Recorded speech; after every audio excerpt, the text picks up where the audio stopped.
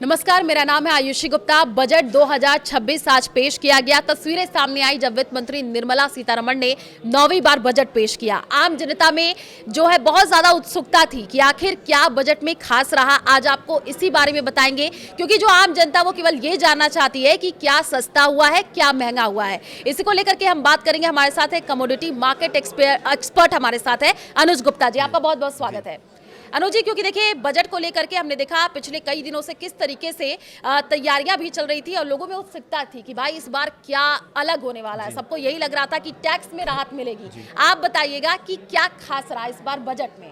देखिए, बजट जो बनाया गया है बेसिकली ग्लोबल एनवायरनमेंट को देख के बजट बनाया गया है, क्योंकि जिस तरीके से अनसर्टिनिटी हुई है, टैरिफ लगे हैं, ऑपरेशन सिंदूर हुआ है लास्ट ईयर, तो उन सबको देखकर ही ये बजट बनाया गया कि कहीं अगर ऐसी स्थिति दोबारा से आती है तो किस तरीके से लड़ा जाए। तो बेसिकली ये जो बजट बनाया है ये एक long term investment, long term को व्यू में रख के बनाया गया। कोई छोटी अवधि के लिए कोई बजट यहाँ पर नहीं दिया गया। तो मुझे लगता है कि ये जो बजट दिया गया बेसिकली लॉन्ग टर्म के लिए है। शॉर्ट टर्म में कोई खास ऐसा नहीं दिया, क्योंकि अगर आप देखेंगे तो इनकम टैक्स में कोई छूट नहीं दी गई है, तो वो ज़रूर वो एक आम आदमी को यहाँ पर परेशान कर सकती है। मगर दूसरी तरफ अगर आप देखेंगे तो जिस तरीके से डेवलपमेंट पे, एम्प्लॉयमेंट डेवलपमेंट में काम किया गया है बजट में, तो वो यहाँ पर एक आता हुआ दिखाई दिया है। तो अगर आप बजट की बात करेंगे तो यहाँ पर टोटली फोकस किया गया है एम्प्लॉयमेंट जनरेशन के ऊपर में, प्लस एग्रीकल्चर में किस तरीके से सुधार किया जाए जिससे कि हमें भारतीय जो बाहरी समस्याएं होती हैं उससे हम यहाँ पर झेल सकें। तो जिस तरीके से जियोपॉलिटिकल कंसर्न्स हुए हैं, टैरिफ हुए हैं, उससे यहाँ पर निपटने की जो समाधान है वो यहाँ पर बजट में लाया गया है। बिल्कुल। और अनुज जी, आपने देखा होगा प्रधानमंत्री ने इसके बाद अपना संबोधन दिया। उन्होंने कहा कि ये ऐतिहासिक बजट है। चर्चाएं कल से बहुत ज्यादा तेज हो गई थी कि बहुत ऐतिहासिक बजट, 75 साल में ऐसा बजट नहीं आया होगा। और जब आज बजट आया तो कई चीजें सस्ती महंगी हुई हैं। जरा बताइएगा, क्योंकि आम जनता वो केवल इतना जानना चाहती है भाई कि उसके थाली में जो चीजें हैं वो क्या सस्ती हुई हैं, क्या महंगी हुई हैं। देखिए, सस्ती महंगी वाली अगर आप बात करेंगे तो कोई खास चीज़ सस्ती नहीं हुई है, कोई महंगी भी नहीं हुई है, वो बराबर रही हैं। क्योंकि जैसा कि मैंने आपको बताया कि जो बजट बनाया गया है वो बेसिकली एक्सटर्नल चीज़ों को देखकर बनाया गया है कि जो टैरिफ का प्रॉब्लम है वो किस तरीके से निपटा जाए, जियोपॉलिटिकल अगर टेंशन होती है तो उससे कैसे निपटा जाए। क्योंकि पिछला साल जो गया है उसमें टैरिफ रहे हैं, जियोपॉलिटिकल कंसर्न्स रहे हैं, तो उसको नज़र में रखकर यहाँ पर बनाया गया। तो एक सस्टेनेबल ग्रोथ यहाँ पे जो है वो यहाँ पर देखने को मिली है। प्लस अगर आप देखेंगे तो कहीं ना कहीं जो निवेशक सोच रहे थे कि भाई इनकम टैक्स में कुछ आपको छूट मिलेगी, तो वो यहाँ पर नहीं दी गई है। प्लस हम देख रहे थे कि स्टॉक मार्केट में लोग लॉन्ग टर्म कैपिटल गेन या शॉर्ट टर्म कैपिटल गेन के बारे में बात करते हैं, वो ऐसा नहीं दिया गया। इवन वहाँ पर सिक्योरिटी ट्रांजेक्शन टैक्स को बढ़ा दिया गया है, और वो भी फ्यूचर एंड ऑप्शंस के ऊपर, जहाँ पर सेबी ने भी रिपोर्ट डाली है कि 90% लोग फ्यूचर एंड ऑप्शन डेरिवेटिव में लॉस रखते हैं। तो उसको कर्व करने के लिए ये टैक्स लगाए गए हैं, जिससे कि लोग जो है अपनी चीज़ों को इन्वेस्टमेंट में ज़्यादा जाएँ, ट्रेडिंग में कम जाएँ। तो वो यहाँ पर एक चीज़ जो है वो यहाँ पर निकल कर आई है। दूसरी तरफ अगर आप देखेंगे तो सरकार ने बड़ा अच्छा जो प्रावधान है वो टेक्सटाइल के लिए दिया है, एग्रीकल्चर के लिए दिया है, प्लस डिफेंस के लिए अच्छा खासा बजट सरकार ने यहाँ पर बढ़ाकर दिया है। ऑपरेशन सिंदूर के बाद हम कह सकते हैं। बिल्कुल। तो देखिए, ये सब जो चीज़ें निकल कर आ रही हैं वो यही दिख रही हैं कि सरकार ने जो बजट दिया है वो एक लॉन्ग टर्म के लिए दिया है, और कहीं ना कहीं जो एक्सटर्नल चीज़ें हैं, जो भारी चीज़ें हैं जो भारत को प्रभाव कर रही थी, उससे निपटने के लिए दिया गया है। बिल्कुल, क्योंकि जब बजट आया तो यही कहा गया 2047 को ध्यान में रखते हुए इसको पेश किया गया है।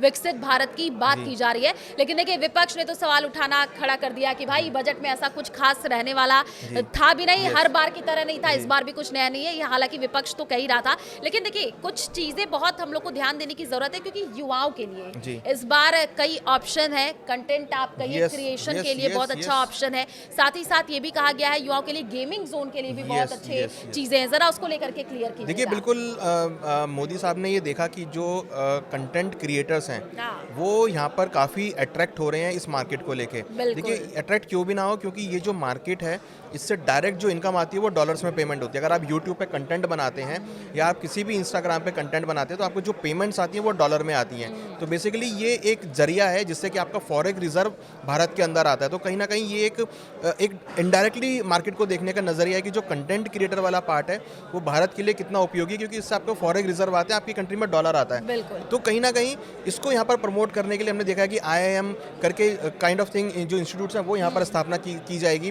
प्लस स्कूलों के अंदर और कॉलेजेस में इसकी ट्रेनिंग दी जाएगी। तो अगर आप देखेंगे तो कहीं ना कहीं इस पर काफ़ी अच्छा जोर दिया गया है। मुझे लगता है कि इसका एक मेन जो ऑब्जेक्टिव है वो आपकी पहुँच, भारत तक पहुंच बढ़ाना है, प्लस जो डॉलर आपके पास पेमेंट में आ रहा है उसको अट्रैक्ट करना है, ताकि इकोनॉमी भी बूस्ट हो सके। इसको भी बिल्कुल फोकस किया गया है। इसके जरिए से जो अनएम्प्लॉयमेंट वाली सिचुएशन है वो कम होती है, लोगों को रोजगार मिलता है। अगर आप देखेंगे तो पिछले कुछ सालों में ऐसे ऐसे कंटेंट क्रिएटर आए हैं जिन्होंने बड़ी बड़ी कंपनीज ओपन करी हैं, लोगों को रोजगार दिया है, कैमरामैन जो भी हैं या फिर जो एडिटिंग करते हैं वो सब लोगों को अच्छा खासा जॉब मिला है। तो ये एक इंडस्ट्री निकल कर आई है सामने जहाँ पर जो रोजगार है वो यहाँ पर क्रिएट होता हुआ दिखाई दिया। और बिल्कुल अनुज जी, आपने देखा होगा प्रधानमंत्री यही कहते हैं कि जो युवा है वो रोजगार करे नहीं बल्कि रोजगार दें। yes। ऐसा मतलब पूरा लेकर चला जा रहा है कि 2047 का जो विकसित भारत का। अच्छा, कैंसर की दवाइयाँ सस्ती हुई हैं, मतलब हेल्थ सेक्टर पर भी फोकस किया गया है। हाँ? देखिए बिल्कुल ये जो हेल्थ सेक्टर है ये हमेशा से ही सरकार की नज़र में रहा है। अगर आप पिछले 10 सालों के बजट को देखेंगे तो हमेशा से ही हेल्थ सेक्टर पर काम किया गया है, क्योंकि देखिए कैंसर की जो दवाई हैं ये जो अनक्योरेबल जो आपकी ट्रीटमेंट्स होते हैं ये बहुत महंगे होते हैं। तो कई बार क्या होता है कि जो लोअर तबके का आदमी है या जो आम आदमी उसको अफोर्ड नहीं कर पाता, तो उसको अफोर्ड करने के लिए सरकार ने ध्यान में रखा और जिस वजह से कैंसर की दवाइयों को सस्ता किया है। तो ये एक बहुत अच्छा स्टेप है सरकार के लिए कि भाई सरकार अब आम आदमी के बारे में सोच रहा है कि जो लोग ट्रीटमेंट बाहर जाके ट्रीटमेंट नहीं करा सकते उनको इंडिया के अंदर सस्ती दरों पे दवाइयाँ मिलेंगी कैंसर की। एक और जो भ्रम अभी थोड़ा बहुत निकल करके आया अनुज जी, क्योंकि साफ तौर पर यह कहा गया कि अगर बजट इतना अच्छा होता तो मार्केट तुरंत डाउन नहीं होता। जो है बजट भाषण के बाद 1600 अंक जो सेंसेक्स है वो गिरा, इसको लेकर के जरा क्लियर कीजिएगा। देखिए मार्केट जो गिरा है बेसिकली इसका नीजक रिएक्शन दो चीज़ों से आया है। एक तो एसटीटी जो लगा है उसकी वजह से एक सेलिंग प्रेशर आता हुआ दिखाई दिया, प्लस दूसरा कि जो इनकम टैक्स में कोई चेंज नहीं किया गया है कि लोग अब स्टॉक मार्केट में पैसा कहाँ से लगाएंगे, अगर उनका पैसा नहीं बचेगा तो पैसा कैसे लगाएंगे। तो जनरली हम ये देखते हैं कि जब कोई छूट दी जाती है या टैक्स स्लैब बढ़ाया जाता है तो लोगों की जेब में पैसा बचता है, वो लोग पैसा स्टॉक मार्केट में लगाते हैं। बट यहाँ पर अभी तक ऐसा कुछ क्लैरिटी नहीं है, यहाँ पर ऐसा कोई भी प्रावधान नहीं किया गया जिसको मार्केट ने नेगेटिव लिया है। बट अगर आप इसको, ये बहुत माइक्रो लेवल पर एनालिसिस है, बट अगर इसको अगर आप मैक्रो लेवल पर एनालिसिस करते हैं, अगर आप पूरे बजट को देखते हैं तो वो बजट कहीं ना कहीं एक मैक्रो लेवल पे बहुत पॉजिटिव बजट है, क्योंकि इसका विजन ही एक लॉन्ग टर्म है, ये शॉर्ट टर्म विजन नहीं है। तो अगर आप शॉर्ट टर्म की बात करेंगे तो डेफिनेटली नेगेटिव यहाँ पर दिख रहा है, बट अगर आप इसको लॉन्ग टर्म लेवल पे देखेंगे, अगर आप इसको इंडस्ट्रियल पर्सपेक्टिव से देखेंगे तो यहाँ पर बड़ा अच्छा बजट है, क्योंकि यहाँ पे जो भी डिस्कशन किया गया वो एक लॉन्ग टर्म परिप्रेक्ष्य में। तो हमें लगता है कि शॉर्ट टर्म में जरूर मार्केट गिरा है, बट ये लॉन्ग टर्म के लिए मार्केट के लिए पॉजिटिव रहेगा। बिल्कुल, क्योंकि सबसे बड़ी जो लोगों के जहन में यही सवाल उठ रहा था कि भाई इनकम टैक्स पे छूट मिलनी चाहिए, क्योंकि टैक्स पेयर्स की जो संख्या आपने देखा होगा कितनी ज़्यादा बढ़ती चली गई। और यही कहा जाता, पिछले बार ये हुआ तो जाहिर सी बात है कुछ लोग ये कह रहे थे इस बार और मिलना चाहिए, लेकिन जो सिगरेट के दाम बढ़े हैं 40%, इसको लेकर के, क्योंकि मैंने देखा है कि लोगों ने ना इसको मीम्स बनाना शुरू कर दिया कि भाई इसके दाम क्यों बढ़ गए, इतना कुछ खास नहीं रहा।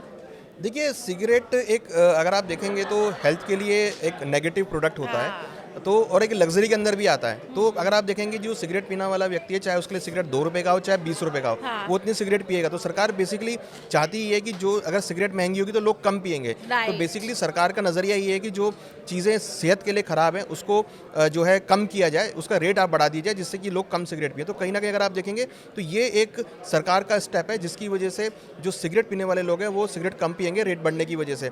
तो हालांकि ये वो नेगेटिव है ओवरऑल अगर आप देखेंगे तो सेहत के लिए। बिल्कुल, क्योंकि अब एक और बताइएगा थोड़ा सा, क्योंकि लोग 2025 अब 2026 इन दोनों की बजट को कंपेयर कर रहे हैं, तो आपको क्या लगता है कि किन बातों का विशेष ध्यान रखा गया और क्या दोनों में बड़ा डिफरेंस रहा है? क्योंकि एक बात तो तय है कि 2047 लॉन्ग टर्म के लिए इस बजट को सोच करके बनाया गया है। देखिए बिल्कुल लॉन्ग टर्म को ये बजट बनाया गया है, क्योंकि यहाँ पर अगर आप देखेंगे तो डिफेंस का जो मेन ऑब्जेक्टिव था वो यहाँ पर बजट इंक्रीज किया गया है। तो अल्टीमेटली टारगेट ये था कि जिस तरीके से सारी इकोनॉमीज अपने बजट को इंक्रीज कर रही है, डिफेंस सेगमेंट को इंक्रीज कर रही हैं, तो भारत को भी ज़रूरत थी कि भाई वो अपने बजट डिफेंस बजट को इंक्रीज करें। यहाँ पर करीबन 21% के आसपास बजट को इंक्रीज किया गया है। तो ये एक पॉजिटिव पॉइंट है कि एटलीस्ट हम इंटरनली इतने स्ट्रांग हो कि अगर कोई भारी हमारे पर अटैक करता है या जिस तरह ऑपरेशन सिंदूर हुआ हम उसका जवाब दे सकें। तो आज के टाइम में अगर आप देखेंगे तो जितनी भी इकोनॉमीज़ हैं वो सब डिफेंस सेक्टर में और रेयर अर्थ मेटल को लेकर काफ़ी काम कर रही हैं। तो हमने देखा है कि सरकार ने डेफिनेटली माइनिंग्स के ऊपर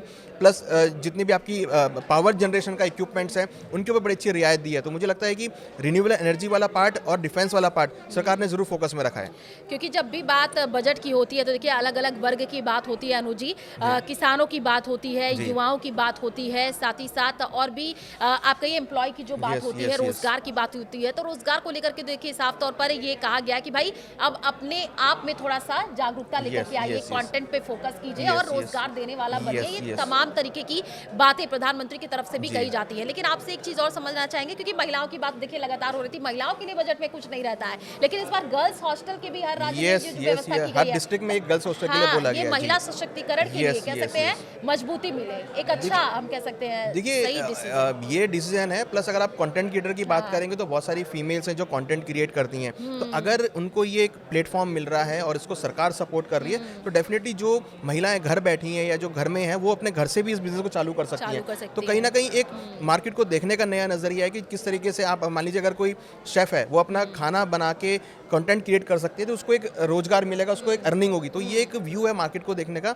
और एक प्रतिभा को देखने का व्यू है। तो ये यहाँ पर मुझे लगता है कि सरकार ने इस एंगल से भी देखा है कि अगर हम कंटेंट क्रिएटर को या अगर हम सोशल मीडिया को थोड़ा इंक्रीज करते हैं, सपोर्ट करते हैं तो लोग एक तो रोजगार के साधन मिलेंगे, प्लस फॉरेन रिजर्व यहाँ पर भारत की तरफ आता हुआ दिखाई देगा। बिल्कुल, और जो महिलाएं मान लीजिए किसी और राज्य में जाना Yes, चाहती हैं, yes. कंटेंट बनाना चाहती हैं, सेफ फील करना चाहती हैं, तो हॉस्टल उनके लिए एक अच्छा Yes, ऑप्शन बिल्कुल, होगा बिल्कुल। सुरक्षा के लिहाज से। देखिए आज बजट 2026 जो आया वो कहा जा रहा है कि इसको 2047 विजन यानी कि लॉन्ग टर्म के लिए सोच करके बनाया गया। लेकिन आप देखिए विपक्ष तो अब कई तरीके के सवाल खड़े कर ही रहा है। विपक्ष की आदत ही, अगर मान लीजिए बीजेपी होती तो वो भी जाहिर सी बात है, ये तो आदत ही है कि भाई हमको तो करना है कि नहीं आया बजट में, कुछ अच्छा नहीं रहा। कई तरीके के बयान भी सामने आए। ममता बनर्जी आप देखिए किस Yes, तरीके के बयान दे रही हैं कि कुछ नहीं किया गया है। लेकिन आप देखिए ये लॉन्ग टर्म बजट रहा, बहुत सारी चीजें हुई हैं। युवाओं को जैसे कि प्रधानमंत्री ने खुद साफ तौर पर ये कहा है कि खुला आसमान दिया गया है। Yes, yes. कई तरीके की चीजें बजट में रही हैं जिस पर खास फोकस करने की जरूरत भी है। और साथ ही बजट 2026 अब कह नहीं सकते हैं कि आम जनता क्या सोचती है, वो भी आप कमेंट में जरूर बताइएगा कि क्या सोचते हैं इस बजट को लेकर के। हमारे इस खास पॉडकास्ट में इतना ही, हमें दीजिए इजाजत, नमस्कार।